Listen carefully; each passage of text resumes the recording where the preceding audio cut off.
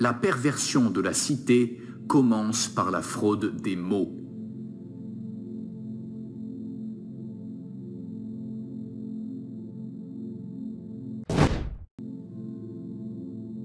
Il ne dépend que de nous de suivre la route qui monte et d'éviter celle qui descend.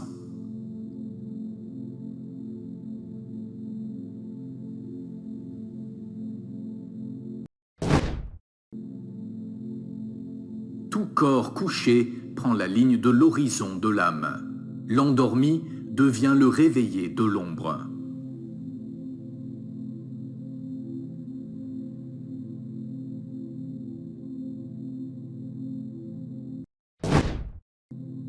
Il faut aller à la vérité avec toute son âme.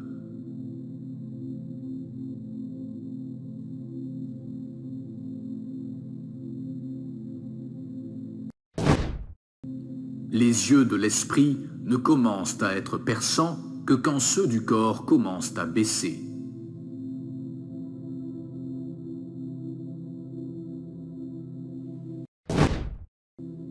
En toute chose, les extrêmes sont rares, les choses moyennes très communes.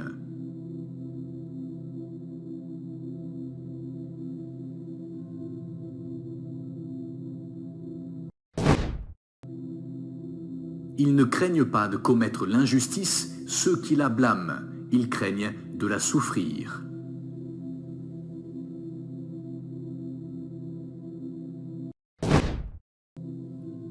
L'idée du bien est la plus haute des connaissances, celle à qui la justice et les autres vertus empruntent leur utilité et leurs avantages.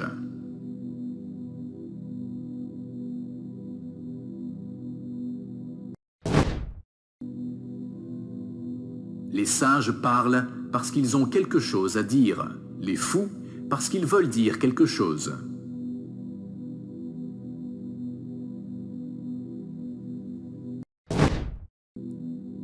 Le temps est l'image mobile de l'éternité immobile.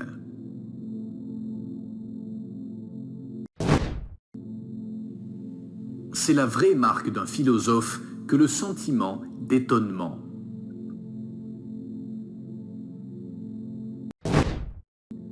La connaissance des mots conduit à la connaissance des choses.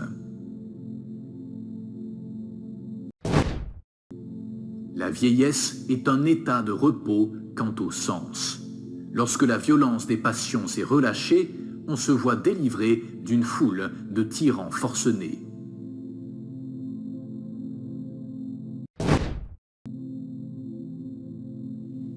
Dieu, toujours, fait de la géométrie.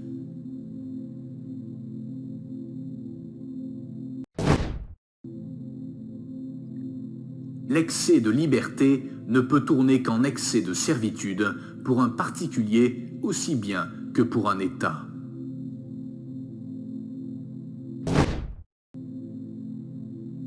Les vrais philosophes s'exercent à mourir, et ils sont, de tous les hommes, ceux qui ont le moins peur de la mort.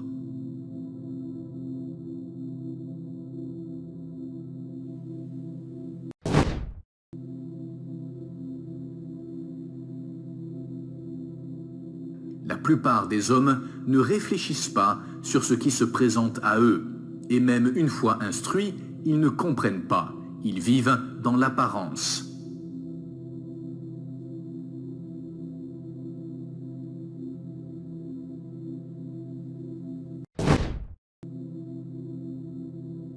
Il n'y a rien qui soit ni un bien ni un mal, tandis qu'il existe deux choses dont l'une est un bien, le savoir, et l'autre un mal, la sotte ignorance.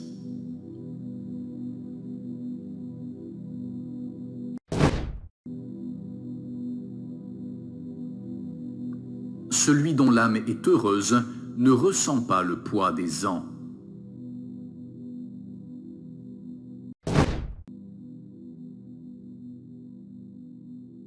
Si on veut connaître un peuple, il faut écouter sa musique.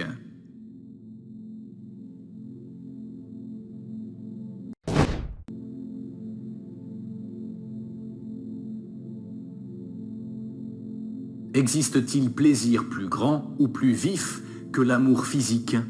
Non, pas plus qu'il n'existe plaisir plus déraisonnable.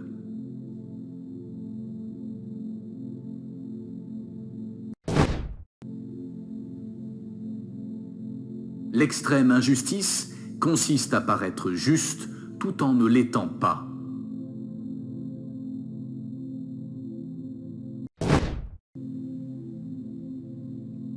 La vie ne dure que durent les reproches.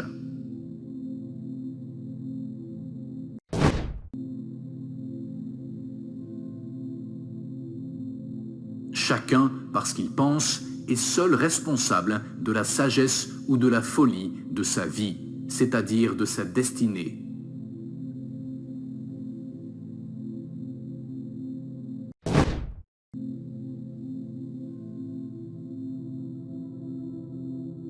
Le premier bien est la santé, le deuxième, la beauté, le troisième, la richesse.